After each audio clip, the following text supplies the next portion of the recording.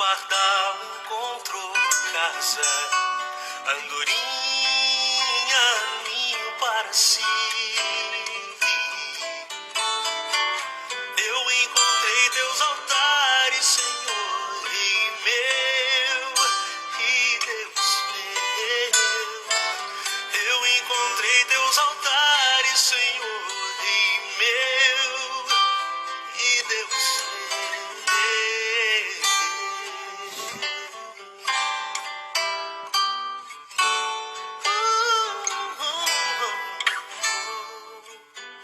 Bem-aventurados aqueles que habitam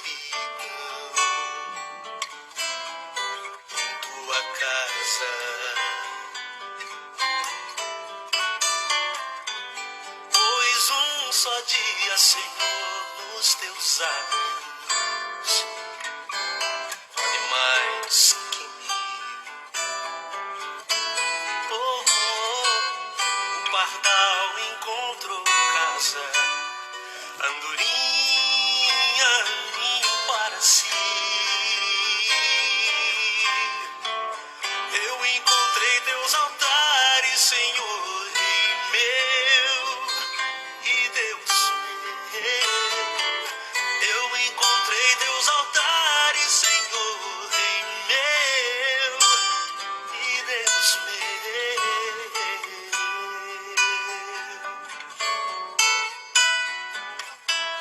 Pois o Senhor é sol e escudo, da graça e glória.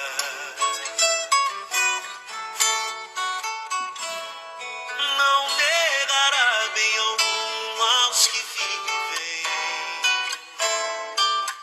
corretamente. Pardal encontrou casa, andorinha ninho para si. Eu encontrei teus altares, Senhor, Rei meu e Deus meu. Eu encontrei teus altares, Senhor, Rei meu e Deus meu. Eu encontrei teus altares, Senhor, Rei meu e Deus meu.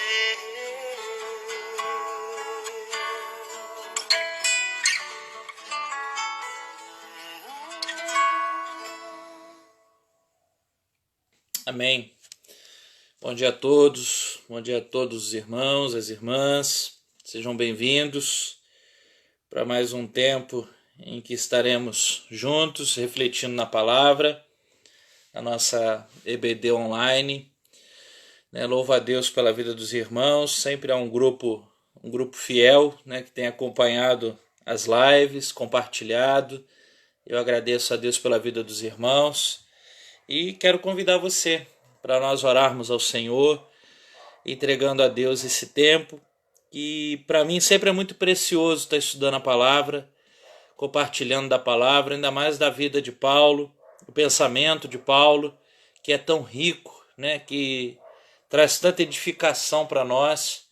Eu quero convidar você para que nós venhamos fazer essa oração e pedirmos ao Senhor que Ele nos dê direcionamento em tudo que faremos, em tudo que falaremos, em tudo que pensaremos aqui nesse momento. Vamos falar com Deus então? Pai, muito obrigado por mais um dia que o Senhor nos concede. Muito obrigado, Senhor, pela oportunidade de podermos nos reunir na Tua presença, nesse espaço virtual, para podermos compartilhar do conhecimento da Tua palavra. Nosso desejo é conhecermos mais e mais da Tua palavra. Nosso desejo é sermos impactados pela Tua palavra. Nosso anseio é que a Tua palavra nos dê direcionamento para as nossas vidas. Por isso, nessa manhã, nesse tempo, nós consagramos nossas vidas ao Senhor e pedimos que o nosso entendimento seja levado cativo à Tua presença, para que possamos ser, Deus, tomados pela presença do Teu Espírito e assim, tomados do discernimento do teu Espírito, possamos compreender da tua palavra. Nossa oração é para que o Senhor fale conosco e para que o Senhor nos ensine mais um pouco de ti mesmo em tua palavra. É a nossa oração, Senhor, em nome de Jesus. Amém e amém. Vamos lá, meus irmãos. Hoje nós vamos dar prosseguimento à nossa revista, né? Nossa revista virtual. A gente começou aí na terça-feira os estudos nessa revista, a revista Palavra e Vida, desse trimestre, escrita pelo saudoso pastor Exaltino Gomes Coelho Filho. E a revista desse trimestre propõe falar sobre a vida de Paulo, né? E terça-feira nós iniciamos essa nova revista falando sobre a conversão de Paulo. E o tema daquela lição foi a conversão que mudou a história. E foi uma bênção, tenho certeza que todos nós fomos muito edificados, estudando sobre a conversão de Paulo e como essa conversão ela tem para nos ensinar a respeito de como o Senhor pode transformar vidas, né? A gente vê a mudança radical, a guinada radical na vida de Paulo, e a gente vê o poder da graça de Deus para transformar corações, para transformar vidas, e tenho certeza que todos nós fomos muito abençoados. Hoje nós vamos falar sobre a universalidade da obra de Cristo. E nós vamos hoje entrar um pouco mais no pensamento de Paulo, né? Nós vamos falar também das suas atitudes, das suas ações, porque essa questão da universalidade da obra de Cristo tem a ver tanto com o exercício ministerial de Paulo, quanto com o seu pensamento. Ou seja, uma coisa está ligada à outra, né? O seu exercício ministerial e os seus ensinamentos, que não eram meramente ensinamentos originais dele, mas ensinamentos que o próprio Senhor havia lhe revelado. E para início de conversa, eu convido os irmãos a abrirem suas Bíblias em Romanos capítulo 1, versículos 16 e 17. O pastor Exaltino ele propõe como texto básico Romanos 1, do 18 até o 2:12. Então a gente, para ganhar tempo, depois a gente vai ler esse texto. Para ganhar tempo eu quero ler Romanos 1, versos 16 e 17, texto conhecido nosso, e que encerra bem essa ideia da universalidade da obra de Cristo, a universalidade do Evangelho. E Romanos 1, versos 16 e 17, Paulo nos diz o seguinte: pois não me envergonho do Evangelho, porque é o poder de Deus para a salvação de todo aquele que crê, primeiro do judeu e também do grego, visto que a justiça de Deus se revela no Evangelho de fé em fé, como está escrito: o justo viverá por fé. Então esse texto ele nos diz que o Evangelho ele é o poder de Deus para a salvação de todo aquele que crê. Primeiro do judeu e depois do grego. Há uma ideia aqui a respeito da universalidade da obra de Cristo, e é sobre isso que nós vamos falar na lição de hoje.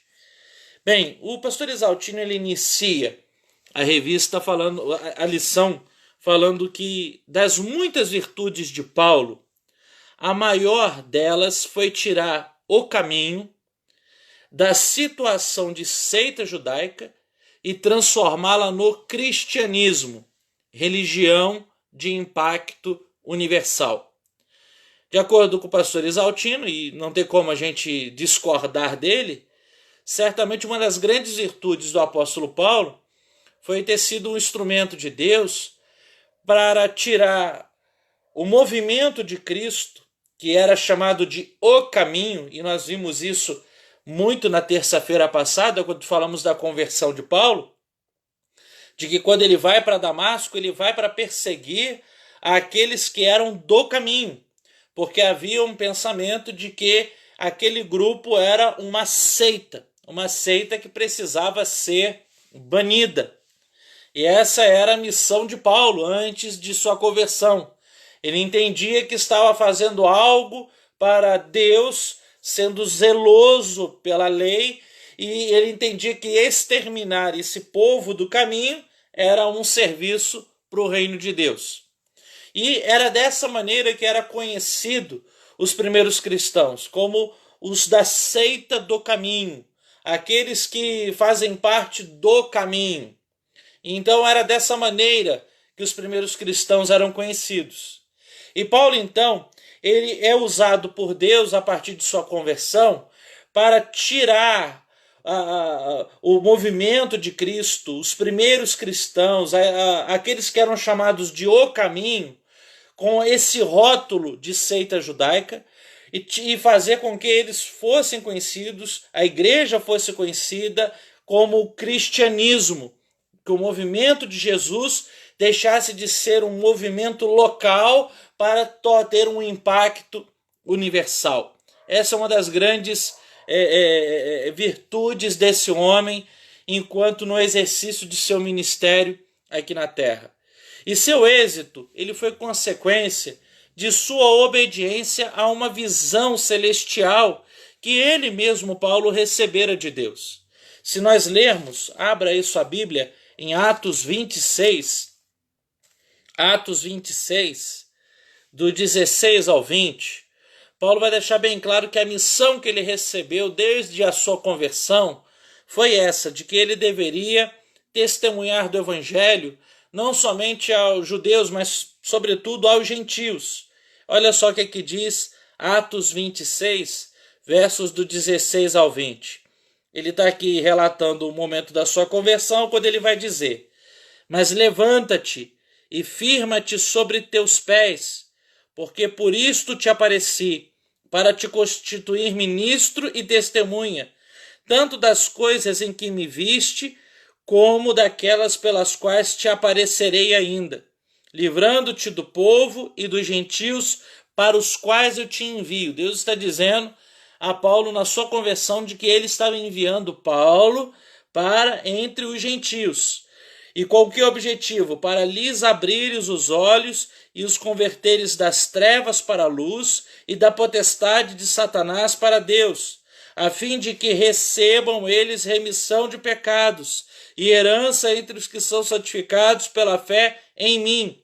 Pelo que, ó rei Agripa, não fui desobediente à visão celestial, mas anunciei primeiramente aos de Damasco e em Jerusalém, por toda a região da Judéia e aos gentios que se arrependessem e se convertessem a Deus, praticando obras dignas de arrependimento. Ou seja, Paulo está dizendo que desde a sua conversão ele recebeu essa visão, ele recebeu este ministério, este chamado, de que ele deveria testemunhar entre os gentios. O Senhor estava enviando ele para entre os gentios, a fim de poder proclamar o Evangelho, a fim de que tivesse seus olhos abertos e viessem ser transportados da potestade de Satanás, do reino das trevas, para o reino da luz, para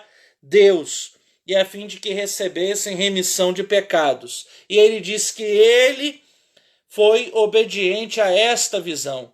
Portanto, o êxito do ministério de Paulo está na obediência à visão que ele recebeu de Deus, ao chamado que ele recebe de Deus.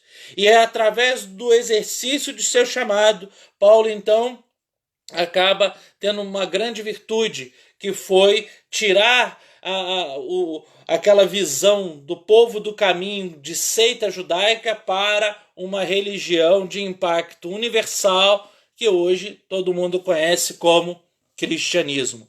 Portanto, o movimento de Jesus deixa de ser algo local, restrito aos judeus, restrito à geografia de Israel, para ser algo que extrapola as fronteiras de Israel e chega até aos gentios. E uma prova viva é de que eu e você estamos aqui.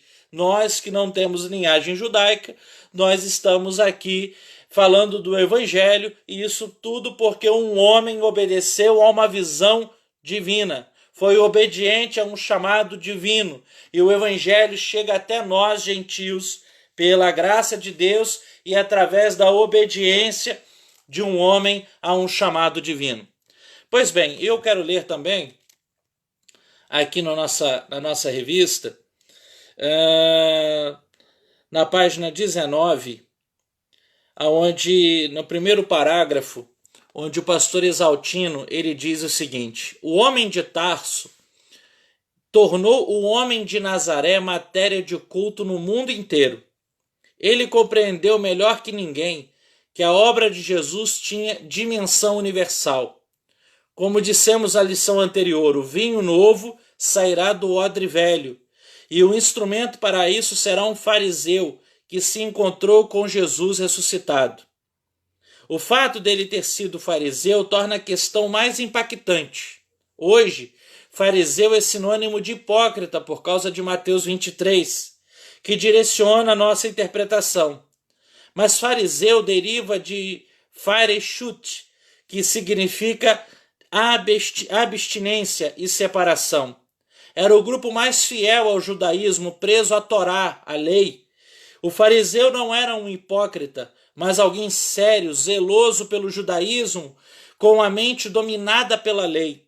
Paulo, um judeu ortodoxo, entendeu o evento Jesus como nem a própria igreja compreendeu no início. Isso é bacana a gente pensar ainda à guisa de introdução, de que o homem que é usado para tirar o movimento de Jesus de condição de seita judaica para uma religião de impacto universal foi justamente um judeu ortodoxo. Foi justamente um homem que pertencia ao grupo dos fariseus, que era um grupo extremamente conservador, extremamente fundamentalista e também extremamente sectário. Era um grupo que entendia que tinha profundas restrições de que a lei devesse chegar até os gentios. Então eles eram ortodoxos nessa questão da separação. E Deus então salva este homem de uma maneira extraordinária e muda sua mentalidade, de maneira que ele, mesmo sendo convertido depois dos primeiros convertidos, né, ele está ali, depois de 3 anos, muitos dizem que talvez Paulo se converteu depois de 3 anos da morte de Jesus. E ele está ali, ele mesmo dizendo que ele era um abortivo, um nascido fora de tempo, né? No que diz respeito ao seu apostolado, ele está ali com a mente totalmente aberta, direcionada para um caminho, para posicionamentos que a própria igreja primitiva, os primeiros convertidos e os primeiros apóstolos não ainda tinham se atentado. Pois bem, vamos pensar um pouco então sobre essa questão do caminho ser inicialmente uma seita judaica. Não há aqui uma afirmação de que os primeiros convertidos, eles eram assim, de fato, uma seita judaica. Mas eles se comportavam como tal. Então, às vezes, é possível você receber um rótulo e aquele rótulo ter uma proporção, ter um embasamento a partir daquilo que você acaba refletindo no seu comportamento. E foi o que aconteceu com aqueles primeiros cristãos. Eles eram inicialmente uma seita judaica. A cabeça deles era assim. O entendimento deles os conduzia a serem uma seita judaica. E a gente percebe isso, o pastor Exaltino, ele vai trabalhar com alguns momentos da igreja primitiva, que a gente percebe que havia esse pensamento de que a igreja era apenas um movimento de judeus. Bem, a visita de Pedro a Cornélio é uma grande prova disso. A gente sabe que Cornélio, Atos capítulo 10, vai nos relatar isso. Então peço que você já deixe sua Bíblia aberta aí, entre Atos 10 e Atos 11. Atos 10 e 11 fala dessa questão da conversão de Cornélio. Quem era Cornélio? Cornélio, ele era um centurião da corte chamada italiana, um homem que era gentil, mas que era um homem que tinha o costume de orar, era um homem que dava esmolas, era um cara gente boa, Mas só que ainda não era salvo. É um daqueles daquelas milhões de pessoas que são gente boa, mas que são perdidos ainda. E é interessante que o Senhor dá uma visão para Cornélio de que Pedro deveria ser chamado para poder visitá-lo. E ele recebe então uma visão de que ele deveria enviar 2 emissários seus, mais um soldado da sua companhia, para poder chamar Pedro à sua casa. E ele vai. Ele assim acontece, ele recebe uma visão, ele manda emissários na casa de Pedro. Enquanto isso, Pedro tem uma visão de que ele deveria comer, uma visão como de um lençol que desce do céu, com toda sorte de quadrúpedes, répteis e animais de toda espécie, especialmente aquelas que a religião judaica condenava. E a visão tinha uma voz que dizia, mata e come. E ele então resistiu por algumas vezes, de maneira que todas as vezes o próprio Deus dizia para ele, não considere comum, não considere imundo aquilo que Deus purificou. Ele não entendeu nada, mas ele vai entender justamente quando os emissários chegam à sua casa, os emissários enviados por Cornélio, e ele então vai entender ali o seguinte, de que aquela visão era que ele deveria ir à casa de Cornélio, de que o Senhor estava agora considerando puro aqueles a quem ele purificara, ou seja, aqueles a quem ele queria purificar, de que na verdade agora o evangelho estava aberto para os gentios e que a igreja deveria se movimentar em direção aos gentios. E quando a gente lê as repercussões da visita de Pedro à casa de Cornélio, a gente percebe que a igreja que estava em Jerusalém reprovou, censurou Pedro, ou tentou censurá-lo. Porque quando a gente lê o capítulo 11 de Atos, abra aí Atos 11, a partir do verso 1, e acompanhe comigo a leitura e você vai ver que, na verdade, Pedro ele foi censurado pela igreja por ter entrado na casa de um gentio. E olha só o que acontece. Chegou ao conhecimento dos apóstolos e dos irmãos que estavam na Judéia, que também os gentios haviam recebido a palavra de Deus. Quando Pedro subiu a Jerusalém, os que eram da circuncisão o arguíram, dizendo, entraste em casa de homens incircuncisos e comeste com eles. Ou seja, eles estão ali censurando Pedro, cobrando explicações. Como é que pode você ter entrado na casa de homens incircuncisos, de homens gentios, de gente que não é da linhagem de Israel, e ali ter proclamado a palavra para eles?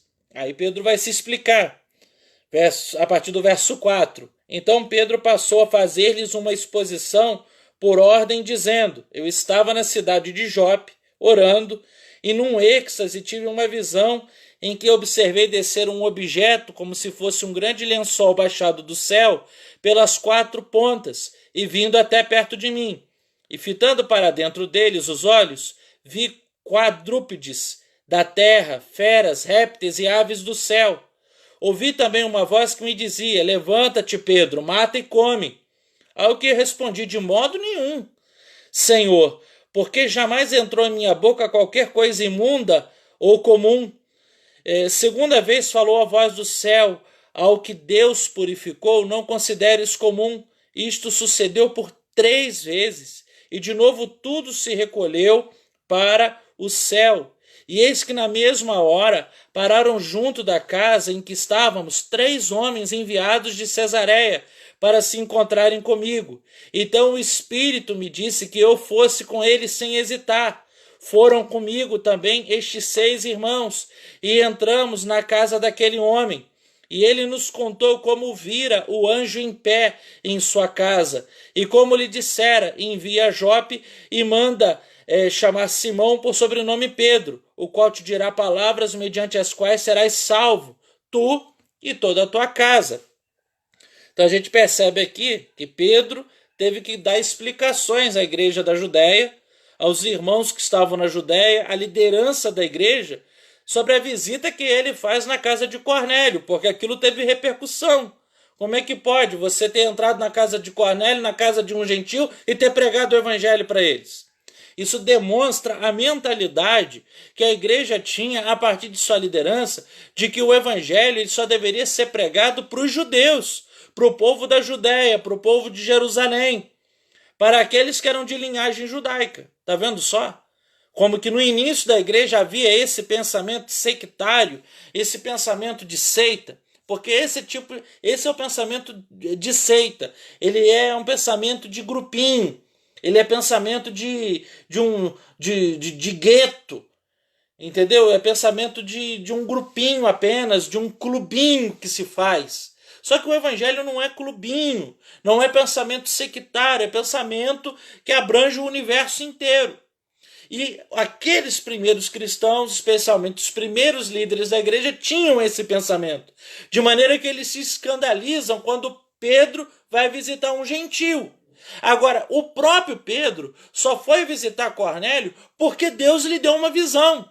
Porque se Deus também não tivesse dado uma visão para ele, ele não iria. Porque Pedro era certamente um dos mais resistentes a fazerem isso.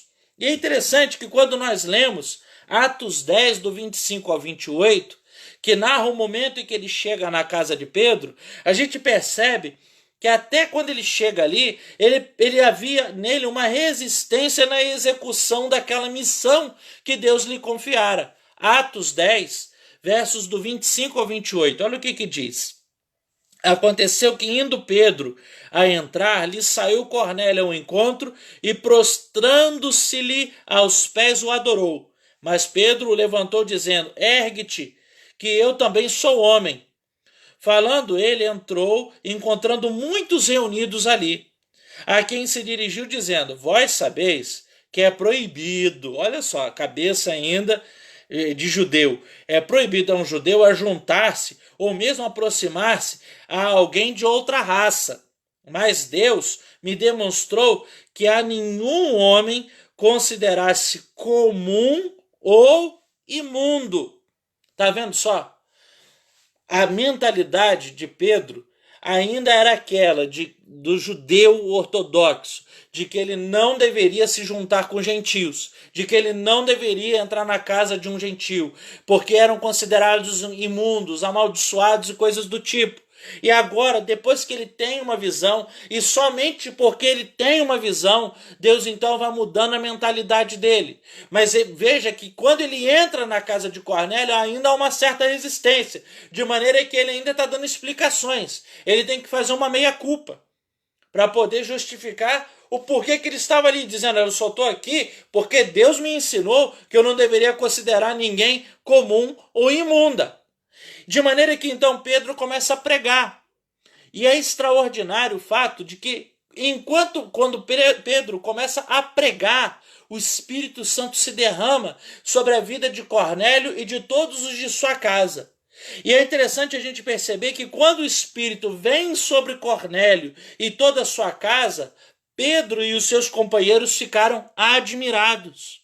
Olha só, Atos 10, do 44 ao 48. Olha só o que diz. Ainda Pedro falava estas coisas quando caiu o Espírito Santo sobre todos os que ouviam a palavra. E os fiéis que eram da circuncisão que vieram com Pedro admiraram-se. Ou seja, o pessoal que estava junto com Pedro ficou admirado, porque também sobre os gentios foi derramado o dom do Espírito Santo, pois os ouviam falando em línguas e engrandecendo a Deus. Então perguntou Pedro: porventura pode alguém recusar a água para que não sejam batizados estes, que assim como nós receberam o Espírito Santo? E ordenou que fossem batizados em nome de Jesus. Então lhe pediram que permanecesse com eles por alguns dias. Veja que o Espírito é derramado sobre a casa de Cornélio e todos ficam admirados. Pedro e os seus companheiros ficaram admirados por ver que o Espírito Santo estava se derramando sobre os gentios também. Atos 11, do 15 ao 18, quando ele está terminando a sua explicação aos apóstolos, à liderança da igreja na Judéia, ele vai dizer o seguinte: quando, porém, comecei a falar, caiu o Espírito Santo sobre eles, como também sobre nós no princípio. Ele está dizendo, olha, da mesma maneira que o Espírito Santo foi derramado sobre nós no dia de Pentecostes, o Espírito foi derramado na casa de Cornélio também. Então me lembrei da palavra do Senhor quando disse, João, na verdade, batizou com água, mas vós sereis batizados com o Espírito Santo. Pois se Deus lhes concedeu o mesmo dom que a nós nos outorgou, quando cremos no Senhor Jesus, quem era eu que pudesse resistir a Deus? E ouvindo eles estas coisas, apaziguaram-se e glorificaram a Deus, dizendo, logo também aos gentios foi por Deus concedido o arrependimento para a vida. Então veja que quando Pedro vai dar o relato, quando Pedro dá o relatório da visita que ele faz a Cornélio e de tudo que acontece ali, diz então que os líderes da igreja, a igreja se sentiu apaziguada, confortada, e eles então começaram a abrir o entendimento para entender que o evangelho também era para ser pregado aos gentios. Então veja uma coisa, apesar de tudo que o Senhor Jesus havia ensinado para aquele grupo apostólico, mesmo depois de algum tempo, eles ainda não haviam entendido de que o evangelho deveria ser pregado aos gentios. Eles ainda estavam restritos à pregação aos judeus. Por isso dizermos que aquele primeiro movimento, aquele primeiro grupo de convertidos, eles se comportavam como uma seita judaica. Agora, esse mistério, que Paulo vai chamar de mistério, que Deus revela a ele, Paulo compreendeu melhor do que todos, e isso desde o início da sua conversão. Porque se a gente lê Efésios capítulo 3, a gente vai perceber que desde o início da sua conversão, Paulo teve a sua mente aberta para entender que o evangelho era para ser pregado aos gentios, coisa que os outros apóstolos só vieram a entender depois de algum tempo, e isso debaixo de uma intervenção divina, como foi no caso de Pedro, que teve que receber uma visão para poder ir pregar na casa de um gentio. E olha só Efésios 3, do 1 ao 6, o que Paulo vai dizer. Por esta causa, eu, Paulo, sou o prisioneiro de Cristo Jesus, por amor de vós, gentios. Se é que tendes ouvido a respeito da dispensação da graça de Deus a mim confiada para vós outros. Pois segundo uma revelação me foi dado conhecer o mistério, conforme escrevi há pouco resumidamente. Pelo que quando ledes podeis compreender o meu discernimento do mistério de Cristo, o qual em outras gerações não foi dado a conhecer os filhos dos homens, como agora foi revelado aos seus santos apóstolos e profetas no Espírito, a saber, que os gentios são co-herdeiros, membros do corpo de Cristo e coparticipantes da promessa em Cristo Jesus por meio do Evangelho, do qual foi constituído ministro, conforme o dom da graça de Deus a mim concedida, segundo a força operante do seu poder. O que Paulo ele entendeu desde o início da sua conversão? Ele entendeu que ele tinha um ministério para ser exercido entre os gentios, e isso deveu-se à revelação que ele recebe desse mistério que ficou oculto aos antepassados e que estava sendo revelado a ele, e ele diz que também estava sendo revelado aos santos apóstolos, aos profetas, através do Espírito, de que o evangelho deveria ser pregado aos gentios, que eles seriam co-herdeiros junto com os judeus, co-participantes da graça junto com qualquer outro judeu, deixando bem claro a universalidade da obra de Cristo. Então, a gente percebe, então, Deus começa a transformar a visão da igreja com aquela visita de Pedro a Cornélio. Nesse meio tempo, Paulo se converte. O evangelho fica muito claro na mente de Paulo qual era o objetivo do evangelho, que era alcançar todos os povos, mas mesmo assim, a gente percebe na leitura do livro de Atos que ainda havia certos grupos dentro das igrejas, dentro das comunidades cristãs, que ainda não haviam cessado essa questão. Porque quando a gente chega em Atos 15, para a gente fechar essa parte aqui, irmãos, a gente percebe, Atos 15, verso 1, olha só o que diz. Alguns indivíduos que desceram da Judéia ensinavam aos irmãos: se não vos circuncidardes segundo o costume de Moisés, não podeis ser salvos. O que a gente percebe é que haviam dentro das igrejas, especialmente aqueles que ainda estavam na Judéia, indivíduos que entendiam que para alguém ser salvo não bastava a graça de Deus. Então eles estavam querendo obrigar aos gentios recém-convertidos a que fossem circuncidados, como todo homem judeu era circuncidado. E a circuncisão era seguida de outros vários costumes que haviam entre os judeus. E então eles queriam obrigar os convertidos, os recém-convertidos gentios, a se submeterem a aspectos da lei judaica que não eram necessários. De maneira que no verso 2 do capítulo 15 de Atos, a dizer: tendo havido da parte de Paulo e de Barnabé contenda e não pequena discussão com eles, resolveram que esses dois e alguns outros dentre eles subissem a Jerusalém aos apóstolos e presbíteros com respeito a esta questão. Vai dizer que então Paulo arrumou uma confusão com eles, Paulo e Barnabé, porque eles descem de Jerusalém para irem até onde Paulo estava pregando o evangelho, juntamente com Barnabé, para botar na cabeça dos recém-convertidos gentios de que eles deveriam se submeter aos aspectos da lei judaica. Há muitos aspectos, tal como a circuncisão. E vai dizer que Paulo quebrou o pau, literalmente, irmãos. Se a gente pudesse fazer uma tradução muito atualizada, seria essa: Paulo e Barnabé quebraram o pau com esses camaradas. De maneira que ele então chama esses e muitos outros que estavam perturbando a igreja de Cristo com esses ensinamentos, e eles vão para Jerusalém, até onde estava a maioria do grupo apostólico, e coloca diante da liderança da igreja em Jerusalém essa questão. De maneira que quando a gente lê Atos 15, do 1 ao 29, a gente vê um momento ali que ficou denominado na história do cristianismo como o Concílio de Jerusalém. Um momento em que a liderança decide definitivamente sobre essa questão. E diante do testemunho de Pedro, nos versos do 6 a 11, e no testemunho que Paulo dá juntamente com Barnabé, no versículo 12, ficou decidido uma coisa: acabou com esse negócio. Acabou com esse negócio. Os gentios, eles receberam da parte de Deus a graça de serem salvos também. E eles não precisam se submeter à lei judaica. A lei judaica é coisa do passado. O que nós vivemos agora não são mais as sombras. Nós vivemos agora debaixo da luz, é o entendimento dos apóstolos.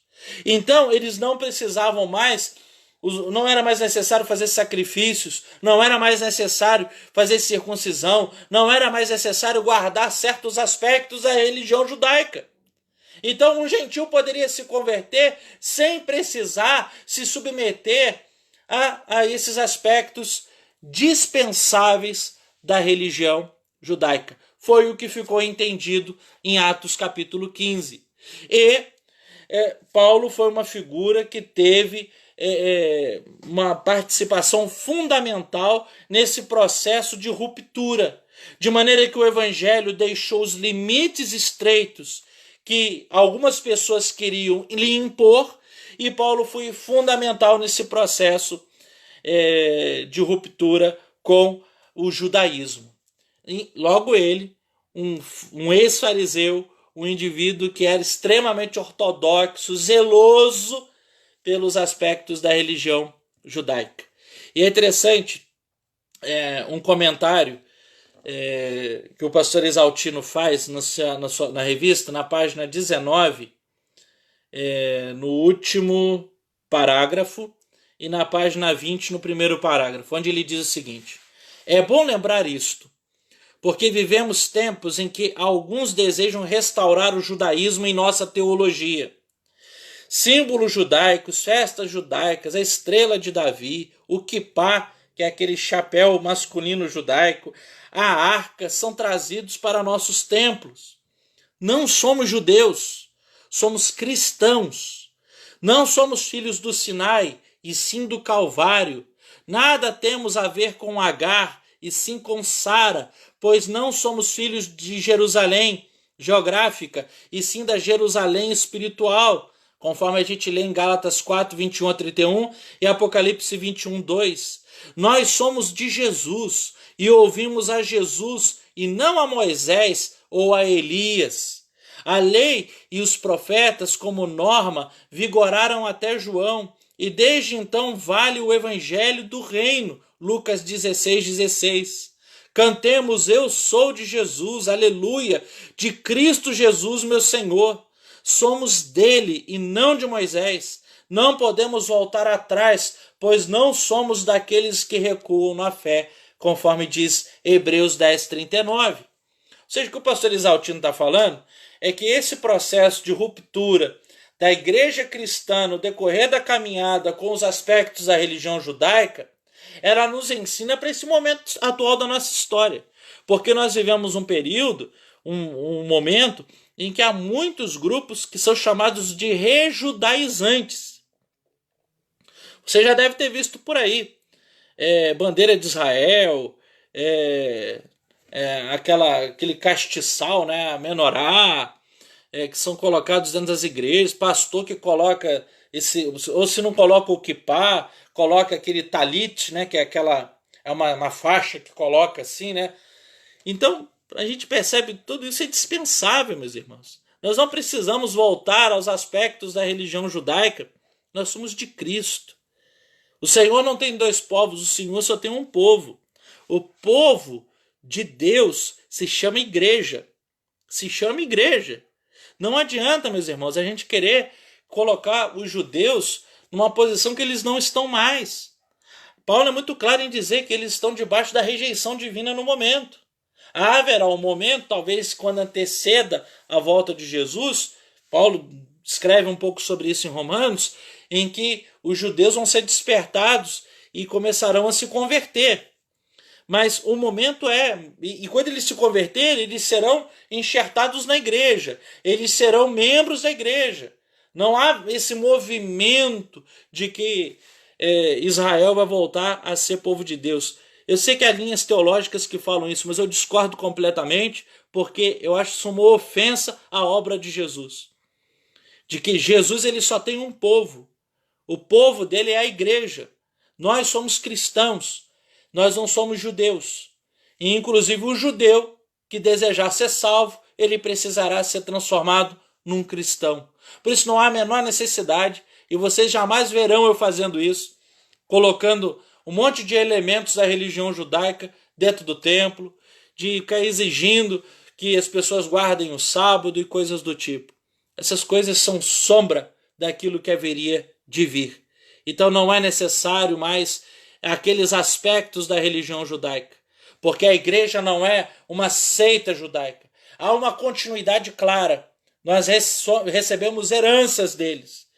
Né? Nós somos uma religião que tem heranças judaicas. Isso aí ninguém nega. Há uma continuidade. Primeiro foi revelado a eles, mas isso chegou a nós. E nós somos agora a igreja do Senhor.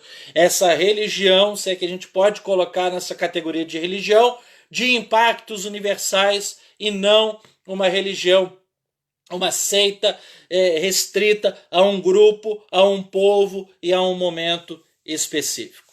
Então, espero que tenha ficado claro esse ponto. O porquê que o pastor Isaltino ele fala no início de que a igreja se comportava no seu início como uma seita judaica. A gente entende que era assim porque eles estavam presos a Jerusalém.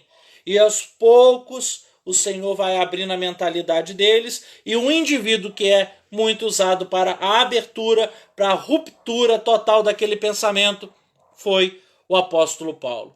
De maneira que fica claro, a partir do pensamento de Paulo, do ministério de Paulo, que o evangelho é para todos. O evangelho é para todos os povos, para todas as tribos, para todas as línguas, para todas as nações. E por diversas vezes Paulo declarou que era missionário entre os gentios. Abra sua Bíblia em Romanos 11, versículo 13. Romanos 11, versículo 13. Olha só, Paulo se dirigindo à igreja de Roma, portanto uma igreja gentílica. E ele vai dizer, Romanos 11, 13, dirijo-me a vós outros que sois gentios, visto, pois, que eu sou apóstolo dos gentios, glorifico o meu ministério. Agora, Romanos 15, versículo 16, olha só o que ele diz. Romanos 15, 15 e 16. Romanos 15, versos 15 e 16. Entretanto, vos escrevi em parte mais ousadamente para vos trazer isto de novo à memória por causa da graça que me foi outorgada por Deus, para que eu seja ministro de Cristo Jesus entre os gentios, no sagrado encargo de anunciar o evangelho de Deus, de modo que a oferta dele seja aceitável, uma vez santificada pelo Espírito Santo. Paulo, uma vez mais, diz que ele era apóstolo, missionário entre os gentios. Ele também vai falar isso em Gálatas capítulo 1. Gálatas 1, que bom, a irmã José falou que tá bem explicado.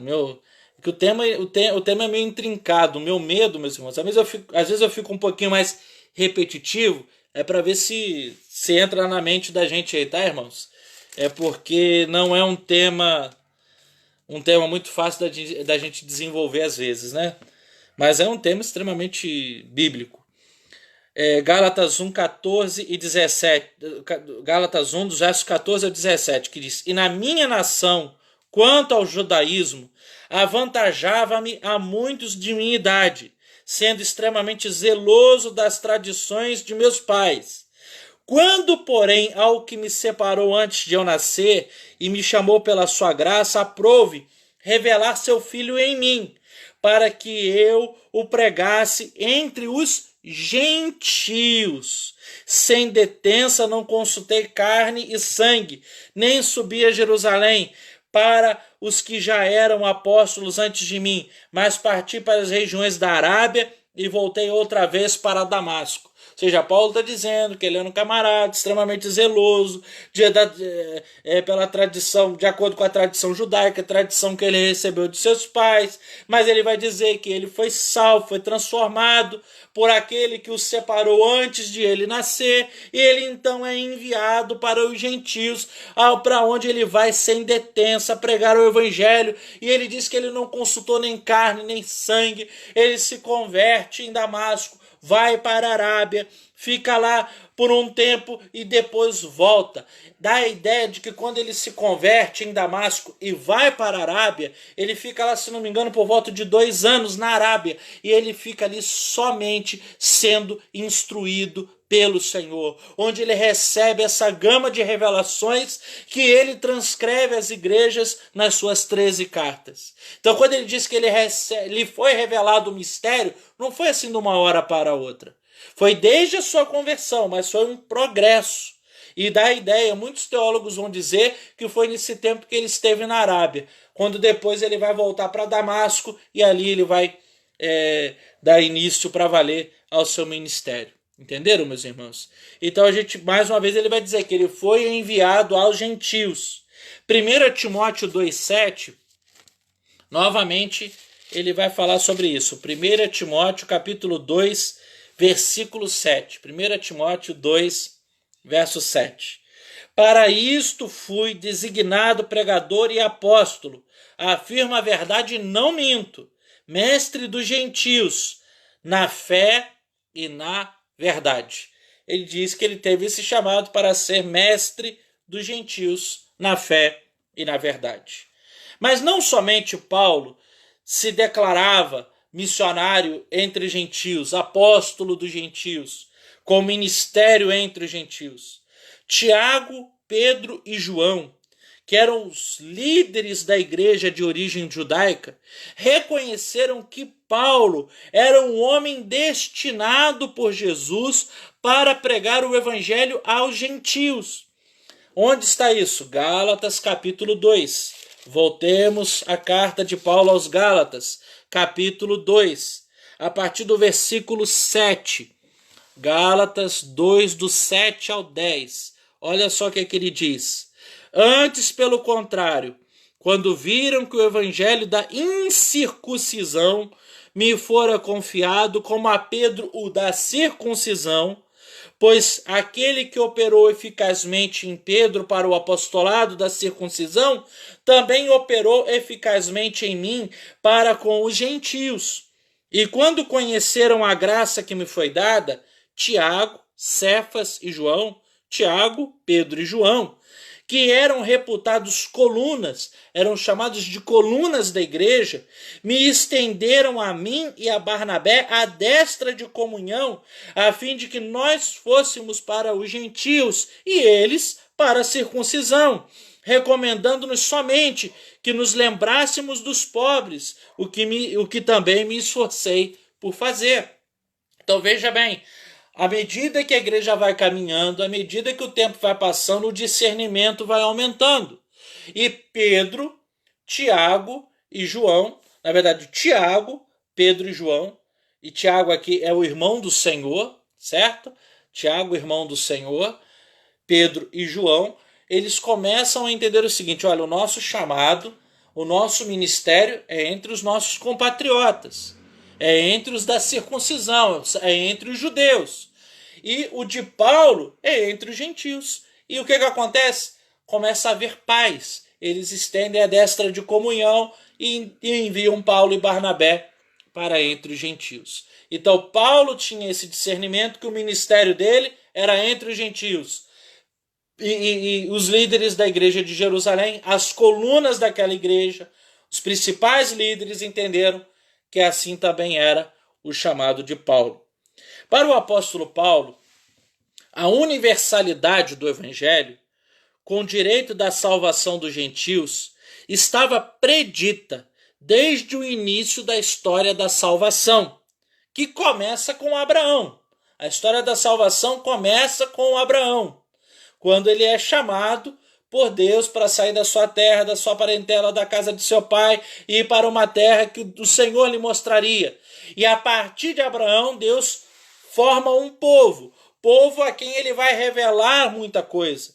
E a partir desse povo vem o Redentor, o Messias, que é Jesus, o nosso Senhor. E a partir de Jesus começa esse segmento, este movimento que é chamado de O Caminho. E esse O Caminho era mais do que uma seita judaica. Era uma religião de impacto universal. E Gálatas 3:8, Paulo tinha esse entendimento a partir das Escrituras de que o Evangelho ele tinha esse caráter universal com direito da salvação aos gentios desde Abraão. Olha só o que ele diz, Gálatas 3:8. Ora, tendo a Escritura previsto que Deus justificaria pela fé os gentios, preanunciou o evangelho a Abraão. Em ti serão abençoados todos os povos. Tá vendo só? Paulo teve esse discernimento. Ele entende que o chamado de Abraão já era um pré-anúncio de que o evangelho chegaria a todos os povos. De maneira que ele então entende o que significava Deus dizer para Abraão: em ti serão abençoados todos os povos. De que todos os povos, através da sua linhagem, através de seus descendentes, irão conhecer o Deus verdadeiro e irão poder ter acesso à salvação pela graça e à justificação mediante a fé através da sua descendência. De maneira que ele vai dizer: todos os povos serão abençoados através de você, através da sua descendência. Então, Paulo entendia que a salvação dos gentios já estava prevista desde os dias de Abraão. E o ensino de Paulo é claro. Deus ele encerrou todos os homens, quer judeus, quer gentios, debaixo do pecado. Todos os homens estão na mesma condição diante dos olhos de Deus, a fim de que todos possam receber da promessa. Olha só o que aqui diz Gálatas 3:22. Gálatas 3:22, que vai dizer: mas a Escritura encerrou tudo sob o pecado, para que mediante a fé em Jesus Cristo fosse a promessa concedida aos que creem. O que Paulo está dizendo? Que tudo e todos estão numa mesma condição aos olhos de Deus, quer judeus, quer gentios. Por isso que é complicado a gente ficar querendo colocar os judeus num patamar onde eles não estão mais, meus irmãos. Não estão mais. Guarda bem isso, estão todos numa mesma condição. Eu lembro quando eu era novo convertido, eu ouvi um homem de Deus pregando, o nome dele ele ainda está vivo, pastor Ivênio dos Santos. Isso foi lá em 2002, se eu não me engano. Eu me converti em 2001. E esse pastor, o pastor Ivênio dos Santos, ele falou algo que desde aquela ocasião está latente na minha mente. Que ele dizia: todos os homens estão numa mesma condição. E ele estava explicando sobre esse texto, que Deus encerrou todos sob o pecado. E ele vai dizer que todos estão numa mesma condição, num mesmo patamar. E todos nós estamos aos rés do chão. E é isso que ele falava. De que nós todos estamos equiparados aos rés do chão. O que são os rés do chão? A altura de um rodapé. Nós estamos todos lá embaixo. Todos estamos lá embaixo. Mas de maneira que quando todos também podemos crer, temos os olhos abertos, somos convencidos do pecado, da justiça e do juízo, temos acesso à promessa da justificação mediante a fé. Quer seja judeu, quer seja gentil. E quando a gente lê, eu sei que é um texto um pouquinho mais longo, mas eu faço questão de ler com os irmãos.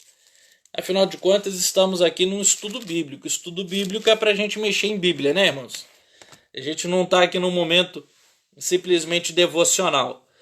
Romanos 1, a partir do verso 18, olha só o que a gente vai perceber aqui. Que tanto gentios quanto judeus estão encerrados debaixo do pecado. Olha só o que ele vai dizer, Romanos 1, a partir do versículo 18. Ele vai dizer: a ira de Deus se revela do céu contra toda impiedade e perversão dos homens, que detêm a verdade pela injustiça. Porquanto o que de Deus se pode conhecer é manifesto entre eles, porque Deus lhes manifestou.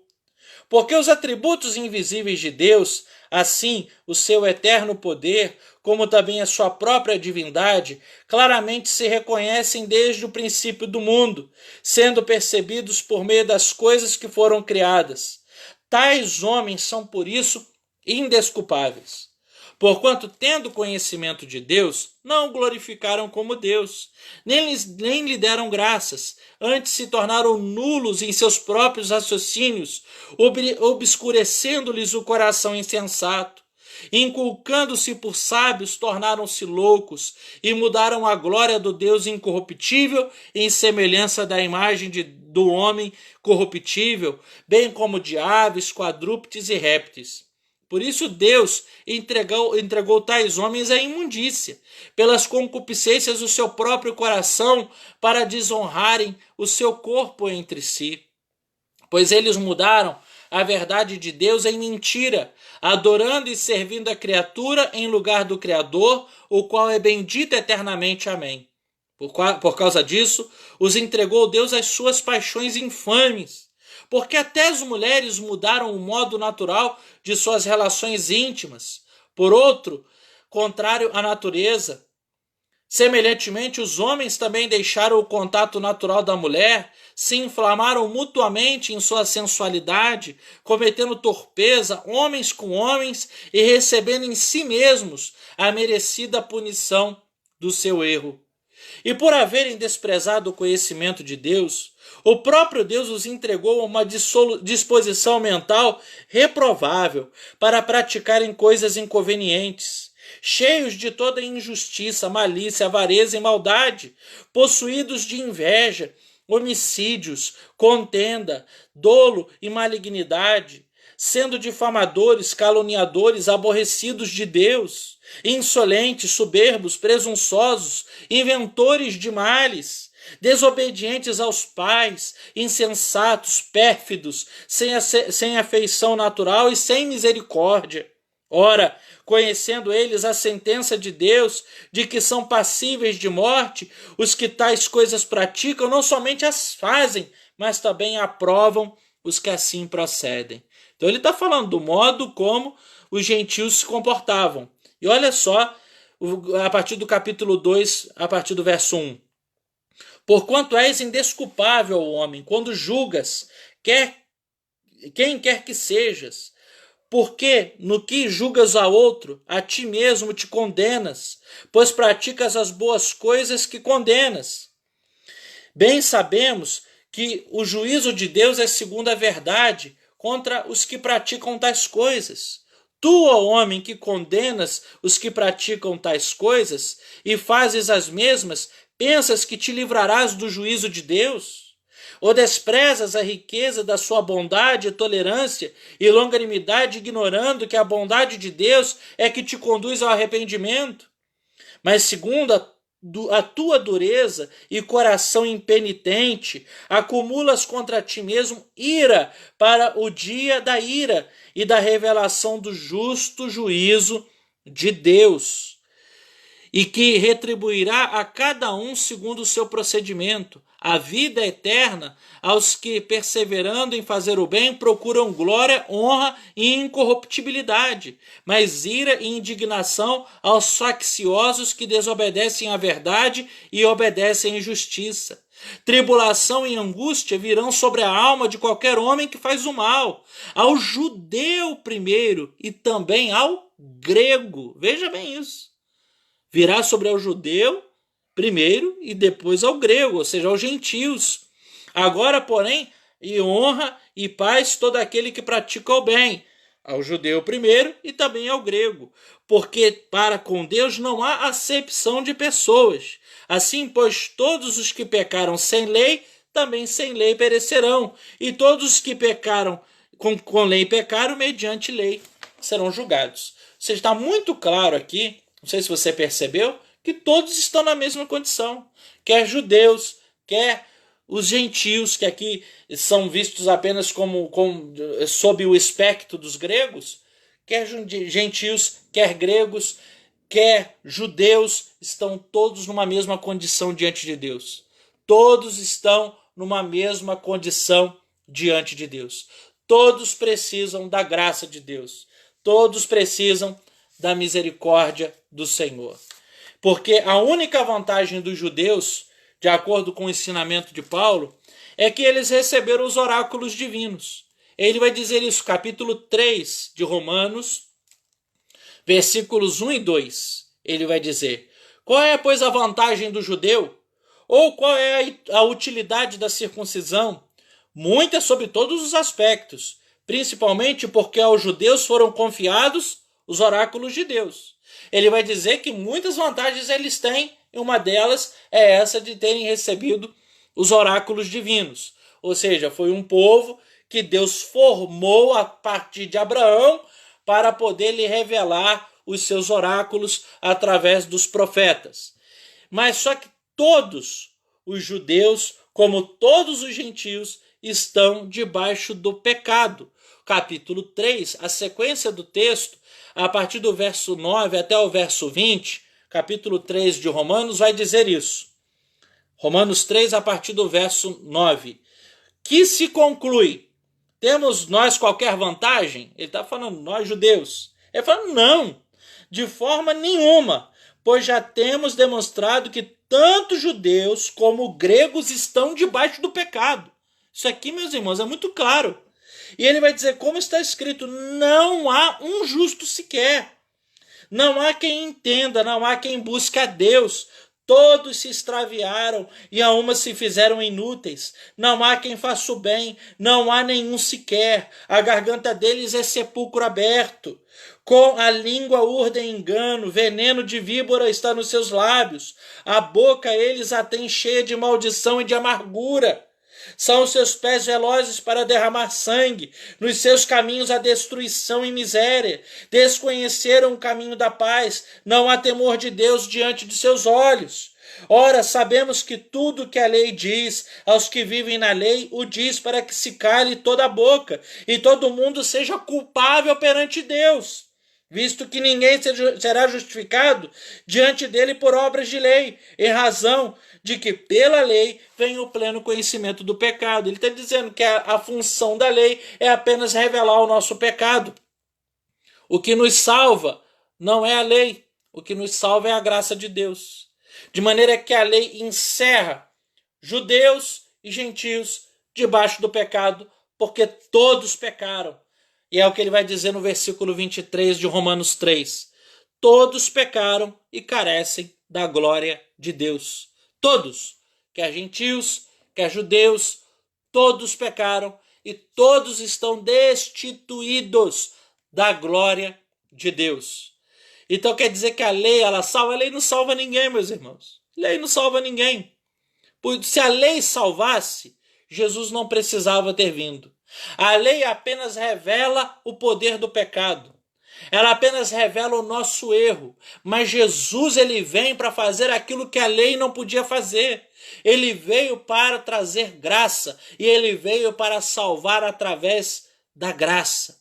Porque é o que diz Romanos 6, 23. Romanos 6, versículo 23.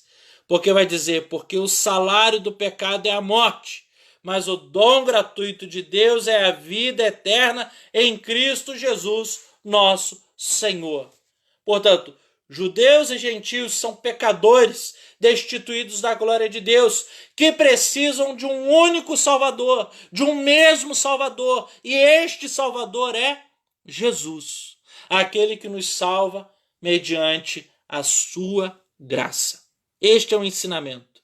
Por isso podemos dizer que o evangelho é para todos os povos. É para todos, não é apenas para judeus, é para gentios também. E não é somente para gentios, é para judeus também. No pensamento de Paulo, Deus é salvador de todos os homens. 1 Timóteo, capítulo 4, versículo 10. Abra sua Bíblia aí, 1 Timóteo 4, 10. Estamos caminhando para o final, tá, irmãos? 1 Timóteo 4,10, que diz: Ora, é para esse fim que labutamos e nos esforçamos sobremodo, porquanto temos posto a nossa esperança no Deus vivo, Salvador de todos os homens, especialmente dos fiéis. Ele vai dizer que o Senhor, ele é Salvador de todos os homens. E de que também o desejo de Deus é que todos os homens sejam salvos. 1 Timóteo 2, versículo 4. 1 Timóteo 2, versos 3 e 4. Olha só o que ele diz. Isto é bom e aceitável diante de Deus, nosso Salvador, o qual deseja que todos os homens sejam salvos e cheguem ao pleno conhecimento da verdade. O desejo de Deus é que todos os homens cheguem à salvação.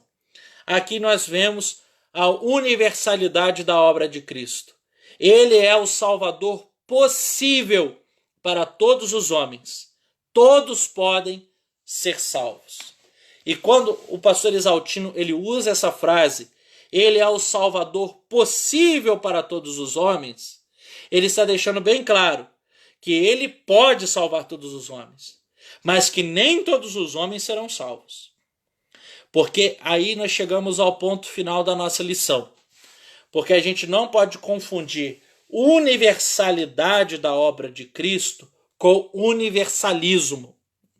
A universalidade da obra de Cristo diz que todos os homens podem ser salvos. Todos. Quer judeus, quer gentios, qualquer ser humano pode ser salvo. Só que o universalismo, ele diz algo além, que vai dizer que todos os homens serão salvos. Pois a obra de Cristo na cruz redimiu os pecados de todos os homens, independente se creem ou não. Isso é uma heresia. Isso não é um ensinamento bíblico, meus irmãos. E há muita gente que tem embarcado nesse pensamento de que todos os homens serão salvos, mesmo sem se arrependerem de seus pecados. Meus irmãos, isso não é um ensinamento das Escrituras. Uma coisa é a universalidade da obra de Cristo. Ele morreu e ele ressuscitou para tornar possível a salvação para todos.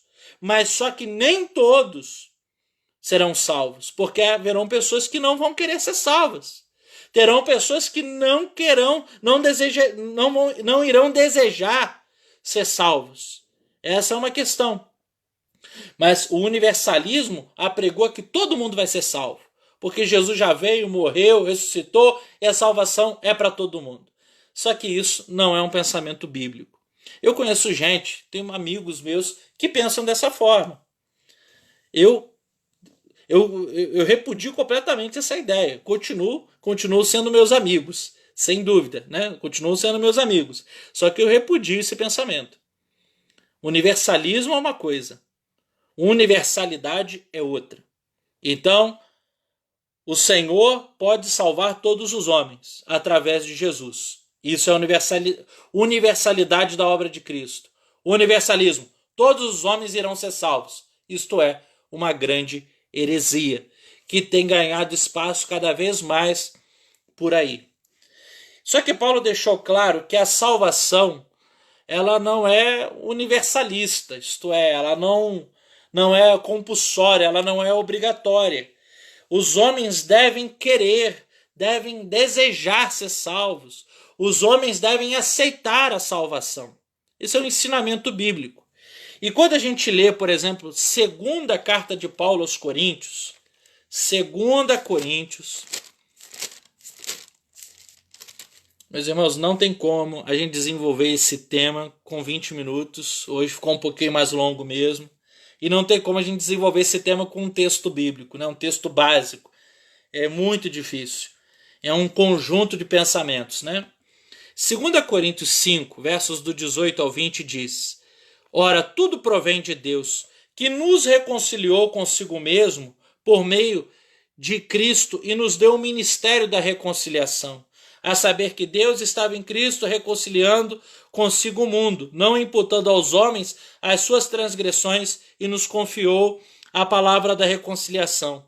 De sorte que somos embaixadores em nome de Cristo, como se Deus exortasse por nosso intermédio. Em nome de Cristo, pois, rogamos que vos reconcilieis com Deus. Veja bem, primeiramente, Paulo está dizendo que Deus nos reconciliou consigo em Cristo. Ele diz isso no versículo de número 18. Nós fomos reconciliados com Cristo. Isto é, nós éramos inimigos de Deus, mas através de Cristo, através da sua obra, nós fomos reconciliados. Mas isso não é um processo automático.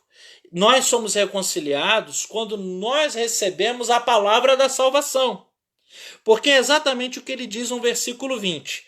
De sorte que somos embaixadores em nome de Cristo. E como embaixadores em nome de Cristo, Deus exorta aos homens por nosso intermédio. É o que ele diz. Como se Deus exortasse por nosso intermédio. Em nome de Cristo, pois, rogamos que vos reconcilieis com Deus. Então ele está dizendo que o homem ele é reconciliado com Deus a partir do momento em que ele ouve a palavra do Senhor através de alguém, através da igreja. Quando a pregação é feita. Que quando a palavra é pregada, é Deus falando através da palavra pregada. E a palavra pregada é um clamor divino para que os homens se reconciliem com Deus. Então está vendo só como que o negócio não é automático? É preciso haver a aceitação da mensagem do Evangelho. Então quer dizer que ele nos reconciliou, mas ele nos reconcilia através da pregação da palavra. É isso, meus irmãos. Então quer dizer que ele nos reconcilia, mas nós precisamos rogar aos homens, conclamar aos homens, para que se reconciliem com Deus. Então está vendo só que não é um negócio que Jesus morreu na cruz, pronto, está tudo certo, está todo mundo salvo. Não é assim. A igreja precisa pregar porque Deus exorta ao mundo através da igreja.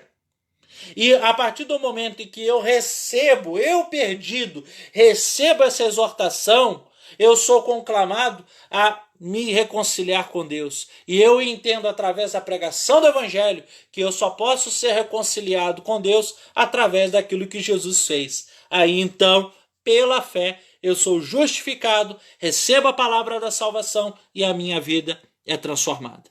Ok, meus irmãos? Outra coisa que nos mostra que o universalismo está errado. Romanos 10:13, que vai dizer que todo aquele que invocar o nome do Senhor será salvo. Ou seja, é necessário nós invocarmos o nome do Senhor. É necessário confessarmos o nome do Senhor. Todo aquele que invocar o nome do Senhor será salvo. O que é invocar o nome do Senhor? A salvação, meus irmãos, invocar o nome do Senhor é mais do que recitar ou dizer o nome do Senhor. É colocar-se sob o cuidado do nome. Aquele que se coloca sob o cuidado do nome que está sobre todo nome será salvo. Então, invocar que Jesus é o Salvador é muito mais do que falar, é crer também no nosso coração, é crer e se colocar sob os cuidados divinos através de Jesus, o nome que está sobre todo nome. E para a gente fechar esse pensamento, por que a gente repudia a ideia do universalismo? De que todo mundo será salvo mesmo que não se arrependa de seus pecados? A Bíblia fala do dia do juízo. Mateus 25, versículo 34. Olha só. Mateus 25, versículo 34. Olha só o que diz. Então dirá o rei aos que estiverem à sua direita: vinde, benditos de meu Pai, entrai na posse do reino que vos está preparado desde a fundação do mundo. E no versículo 41, ele vai dizer: então o rei dirá também aos que estiverem à sua esquerda: apartai-vos de mim, malditos, para o fogo eterno preparado para o diabo e seus anjos. Ora, haverá um juízo final. Se haverá um juízo final e vai ter gente que vai ser salva e gente que vai ser condenada, isso é um indicativo de que nem todos serão salvos. Ok, meus irmãos? Então, uma coisa é a universalidade. A salvação é possível para todo aquele que crê. E outra coisa é o universalismo, que diz que todo mundo será salvo, uma vez que Jesus morreu por todo mundo. É verdade que ele morreu por todos, mas só são salvos aqueles que assim creem. Ok, meus irmãos? Todos podem ser salvos, porque Jesus trouxe salvação universal e Paulo a proclamou aos não-judeus, e isso, louvado seja Deus, chegou a nós hoje, que não somos judeus, mas desfrutamos pela graça do Senhor a salvação que há em Cristo Jesus. Para terminar, eu quero ler apenas a conclusão da lição, a conclusão feita pelo pastor Exaltino, que ele vai dizer: para pensar e agir. Primeiro, o Evangelho, à luz de tudo que a gente aprendeu, o Evangelho acabou com as barreiras humanas, declarando que todos são iguais, tanto como pecadores como objeto da graça de Deus. Por isso, a parede de separação entre judeus e gentios foi derrubada, é o que diz Efésios 2,14. Não há mérito e ninguém é melhor que ninguém. A salvação é obra da graça de Deus. 2. A universalidade do Evangelho significa que só há salvação pela graça e por meio da fé em Jesus. Efésios 2, 8 e 9. Ninguém pode ser salvo a não ser por Cristo. A Igreja de Jesus precisa de visão evangelística e missionária. Ninguém é salvo por ser bom, mas somente por Jesus. O destino eterno de bilhões de pessoas está nas mãos da Igreja, nas minhas e nas suas mãos. E terceiro e último, precisamos lembrar que o tema central da pregação da Igreja é Cristo, e Cristo crucificado. 1 Coríntios 2:2. É o que Paulo diz, que ele só fazia isto conhecido: Cristo e ele crucificado. Há muita pregação sociológica de conceitos humanos e igrejas mais preocupadas com sua filosofia eclesiástica e em fidelizar clientes do que em anunciar que só Jesus salva. Precisamos evangelizar, pregar mensagens evangelísticas, realizar série de conferências evangelísticas, distribuir folhetos, falar de Jesus ao mundo. Nunca esqueçamos que só Jesus Cristo salva. Amém. Então é isso aí. Só Jesus salva. E ele salva a todos. Todos os que creem. Todos os que quiserem. Todos que forem convencidos do pecado, da justiça e do juízo. Independente se é judeu, independente se é gentil. O movimento de Jesus não é um movimento de seita. Não é uma seita judaica. É um movimento de impacto universal. E isso tem muito a nos ensinar. Porque às vezes a gente também tenta eleger um grupinho específico que deve ser salvo, para quem devemos pregar. O evangelho tem que ser pregado para todo mundo, meus irmãos. Qualquer tipo de pessoa. Qualquer tipo de pessoa. Certo? Qualquer um. Qualquer um.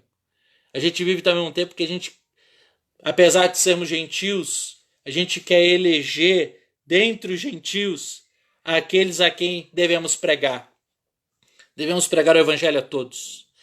O evangelho é digno de ser pregado para rico e para pobre, para branco e para negro, ou para qualquer outra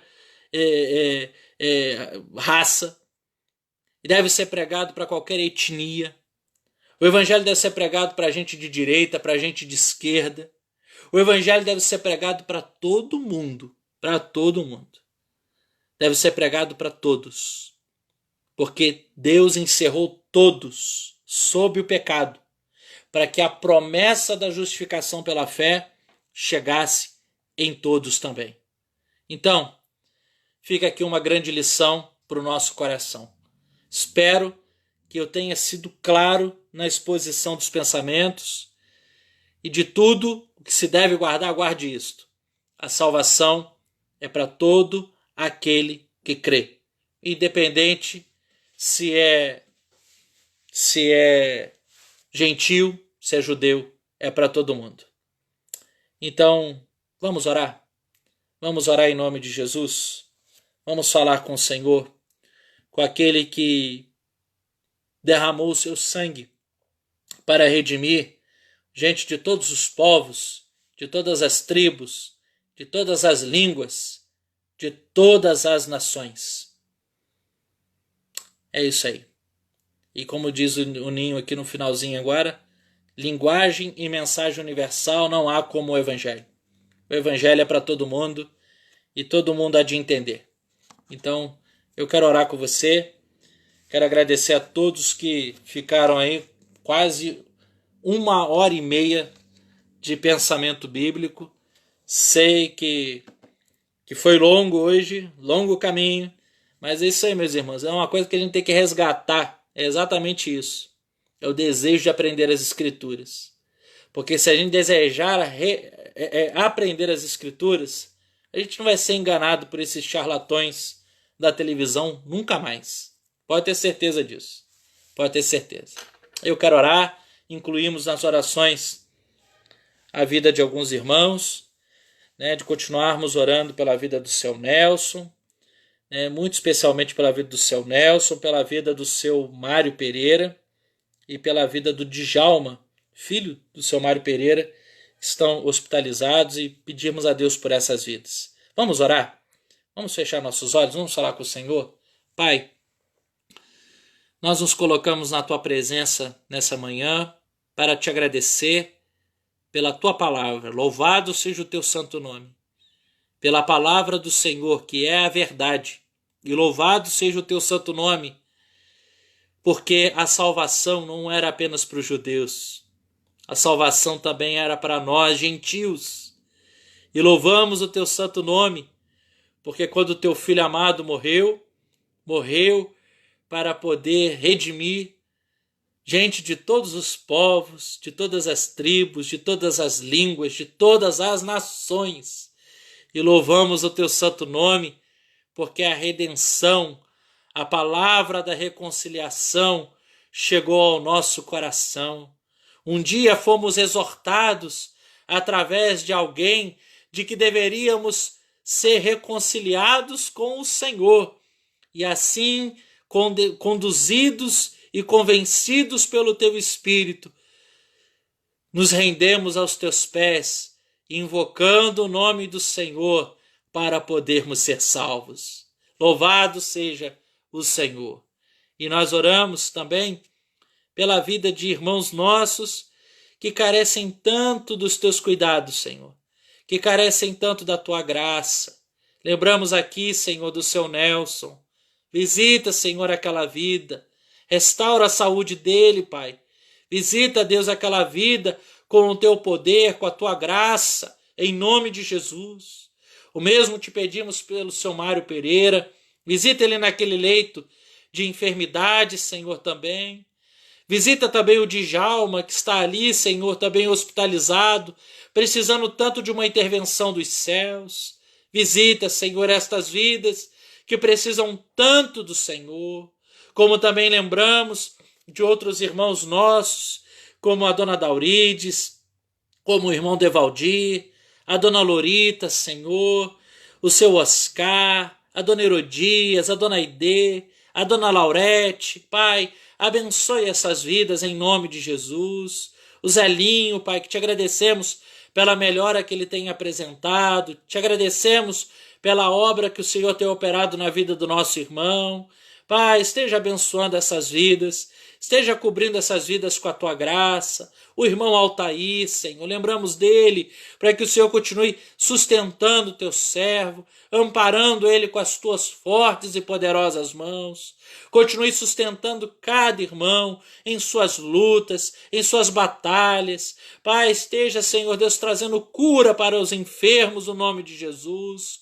Continue sustentando cada família, trazendo paz aos lares, trazendo provisão sobre cada família. Pai, esteja guardando cada família com as tuas poderosas mãos. Esteja abençoando, Deus, a tua igreja, sustentando-nos durante esses dias com as tuas fortes mãos, de maneira que possamos nesse tempo, Pai, vivenciarmos o máximo possível do teu evangelho em nossos lares, e que através, Deus, do nosso testemunho, nossos familiares possam, Senhor Deus, se render aos teus pés, entregando suas vidas ao Senhor. Pai, tudo entregamos ao Senhor, aos teus cuidados, e oramos em nome de Jesus. Amém e amém. Meus irmãos, que Deus abençoe a todos, em nome de Jesus. E lembro que hoje às 7h30, tá? 7h30 da noite, com a graça e a permissão de Deus, nós vamos ter mais uma live para a gente poder compartilhar uma meditação da palavra e termos um momento de oração, né, pelas nossas vidas, pela igreja e pela nossa nação. Tá bom, meus irmãos? Deus abençoe, bom domingo para todos e que Deus possa cobrir cada um com a sua graça e com a sua paz. Grande abraço, tá, gente? Fique com Deus.